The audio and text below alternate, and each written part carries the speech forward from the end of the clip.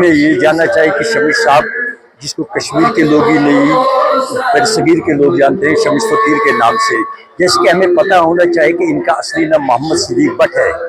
انہوں نے جنم لیا ہے چکرال مالا سری نگر میں، اور پھر وہاں سے چلے گئے پنجاب مزدوری کے حالات میں، کیونکہ غریب گھرانے سے تعلق رکھتے تھے۔ اس کے بعد یہ واپس آئے، پھر انہوں نے ایک چکر لگایا اننت ناگ اسلام آباد، یہ گئے بیروا، یہ گئے قاضی باغ میں، یہ رہے 6 مہینے، لیکن اس کے بعد یہ یہاں آئے ہیں جس کو آپ باغی شمس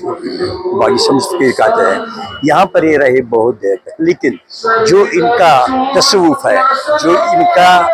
یہ تصوف کا علم ہے، اس سے ہم بہت دور ہیں۔ ہمیں چاہیے جو شمس فقیر کا علم ہے، انہیں تصوف ہے،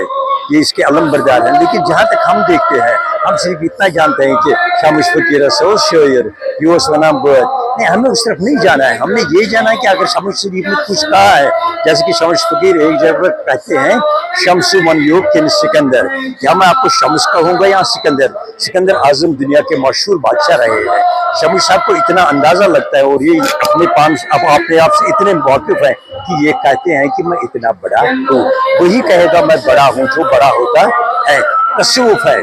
صوفی ازم جو ہے، صوفی ازم کے علم بردار ہے شیخ العالم علیہ رحمہ، ان کا بھی وہ بھی بڑگام میں ہے۔ شمس فقیر صاحب یہاں ہیں، سمد میر صاحب یہاں ہیں، یہ کیا نام ہے ان کا، عادل کشمیری صاحب ہیں، مقبول کرالواری صاحب ہیں، بہت سارے شعراء ہیں جو بڑگام میں ہے۔ اگر ہم یہ کہیں گے کہ بڑگام کی جو یہ زمین ہے یہ شعراء و ادیبوں کے لیے ایک بہترین زمین ہے۔ اگر آج کل کے زمانے میں ہم دیکھیں، آج کل کے دور میں ہم دیکھیں گے جتنے بڑے شاعر بڑگام نے پیدا کیے ہیں، یعنی اس 21ویں 20ویں صدی میں، تو وہ بھی قابل تعریف ہے، اور ان کا بھی آپ کلام سنتے ہو۔ لیکن بات ہو رہی ہے شمس فقیر صاحب کی، ایڈمنسٹریشن بار بار آتی ہیں یہاں، اور وہ دیکھتے ہیں کہ یہاں کچھ ہو رہا ہے، کچھ چیزوں کی کیا ضرورت ہے۔ جیسے کہ میں نے پچھلے سال بھی کہا کہ یہ جو یونیورسٹی آف کشمیر ہے، ان کو چاہیے جیسے ہماری ایک چیئر ہے وہاں شیخ العالم چیئر، وہاں ایک چیئر ہونی چاہیے شمس فقیر چیئر، کیونکہ تصوف ہے جو شمس فقیر صاحب کا مقام ہے، جو وہاب صاحب ہیں، احمد بٹواری صاحب ہیں، نعمت صاحب ہیں۔